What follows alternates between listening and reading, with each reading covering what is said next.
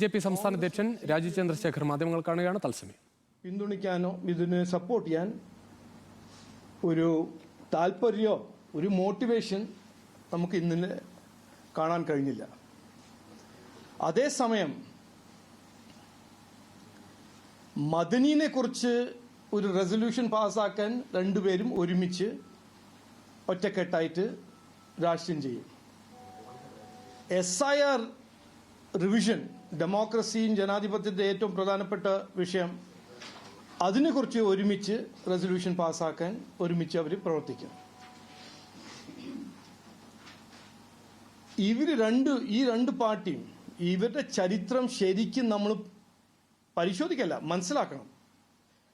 നാട്ടുകാരുടെ വിഷയങ്ങൾ, നാടിനെ നന്നാക്കുന്ന വിഷയങ്ങൾ പാർലമെന്റിൽ വരെ ചർച്ചാ വിഷയമാവുമ്പോൾ അതിനൊന്നും പിന്തുണയ്ക്കാൻ ഇവർ ഉണ്ടാവില്ല.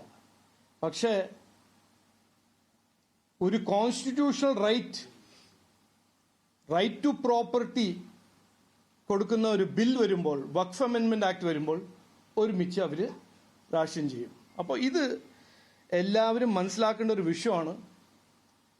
ഞങ്ങൾ ആദ്യം മുതൽ പറയുന്നതാണ്, രാഷ്ട്രീയം നാടിനെ നന്നാക്കാനും നാട്ടുകാരുടെ പ്രശ്നങ്ങൾ പരിഹരിക്കാൻ ആവണം. വിവാദങ്ങൾ മാത്രം, പവർ പോളിറ്റിക്സ് ചെയ്യുന്ന രാഷ്ട്രീയം മാത്രം ചെയ്ത് നടക്കുന്ന ഈ രണ്ട് പൊളിറ്റിക്കൽ പാർട്ടീസിനെ എക്സ്പോസ് ചെയ്യാൻ, ഇതുമാത്രമല്ല, ഇവിടെ യുവാക്കളുടെ സമരം രണ്ടുപേരും ഒരുമിച്ച് സമരം ചെയ്യുന്നു. പക്ഷെ അവിടെ PSC, നമ്മുടെ നാട്ടിൽ നടക്കുന്ന PSC സമരം, എത്ര കൊല്ലമായിട്ട് യുവാക്കളുടെ തൊഴിലില്ലായ്മേന്റെ പ്രശ്നം, അതിനൊന്നും പരിഹരിക്കാനോ അതിനെക്കുറിച്ച് സംസാരിക്കാൻ ഇവർക്ക് രണ്ട് പാർട്ടിക്കും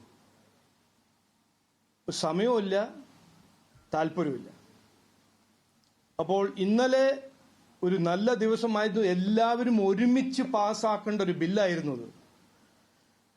ഗോഡ്സ് ഓൺ കൺട്രി, നമ്മുടെ നാട് കേരളത്തിന്റെ പേര് കേരളം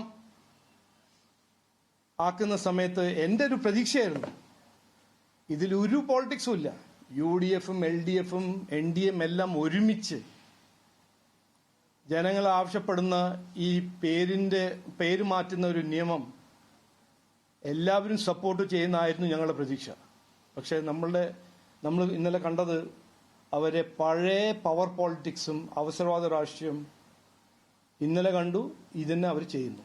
ഇത് മാത്രമാണ് എനിക്ക് പറയാനുള്ളത്. ഇന്നലെ തന്നെ ജോൺ ബ്രിട്ടാസ് എംപിക്കെതിരെ ഈ ലുങ്കിവാല പരാമർശമുണ്ടായി. കേരളത്തിനെയും അതുപോലെ തന്നെ സൗത്ത് ഇന്ത്യയെ ആകെ അവമാനിക്കുന്ന തരത്തിലുള്ള പരാമർശമാണ് എന്നൊരു വിമർശനം.